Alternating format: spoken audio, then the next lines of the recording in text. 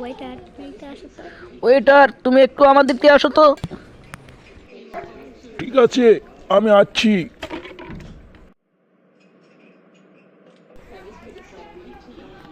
কি লাগবো স্যার আপনার, বলুন। আলু ভর্তার ডাল দিয়ে ভাত নিয়ে এসো আমার জন্য 1 প্লেট, আমি খাবো। নো স্যার, আমাদের হোস্টেলে আলু ভর্তা ডাল পাওয়া যায় না, শুধু গরুর মাংস।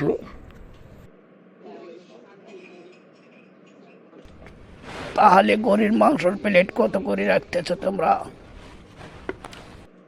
স্যার, এখানে গরুর মাংস 300 টাকা প্লেট, কিন্তু স্যার দুঃখের বিষয় আমাদের এখানে গরুর মাংস শেষ হয়ে গেছে, আপনি কিছু দিতে পারছি না। বলছো? আমার তো খিদায় প্রাণ চলে যাচ্ছে, খুব খিদে লেগেছে। আমি এখন কোথায় যাব, কি খাবো? দুঃখের বিষয় থাকলো। তো তাহলে না খেয়ে যেতে হবে স্কুলে, আমি এখন কি করব?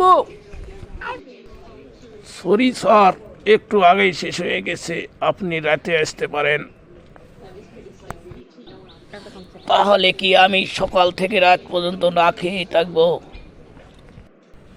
আমার কিছু করার নাই স্যার, আপনার জন্য শুধু 1 কপি চা দিতে পারি। লাগবে না, আমার চাও লাগবে না, আমি চাও খাবো না আজকে। কি হলো দোষ, তুই যে মুখ বার করে বসে আছিস? দোষ আর বলিস নি, আজকে আমাদের বাড়িতে বুয়া আসেনি, পাক হয়নি, এই জন্য আমার খাওয়া হয়নি। হোটেলে গিয়েছিলাম, ওখানেও ভাত পাইনি। তাই নাকি দোষ? চল তাহলে আমাদের বাড়িতে, ওখানে তোর এখানে খাওয়া দাওয়ার ব্যবস্থা করা হবে। সত্যি বলছিস? তোদের বাড়িতে আমাকে নিয়ে যাবি? চল চল।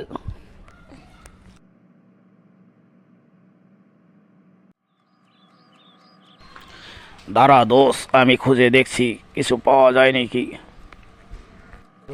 কেন, তোর মা বাড়িতে নেই নাকি? না রে দোষ, আমার তো মাই নেই, আমি তো একাই এই বাসায় থাকি। ও আচ্ছা, তাই বল।